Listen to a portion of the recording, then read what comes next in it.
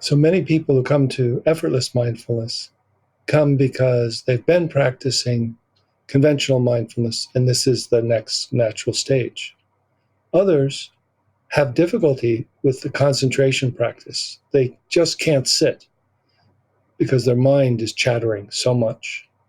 And so they also find that when you come to effortless mindfulness, you're not trying to tame your mind or cultivate calm or concentrate on one point.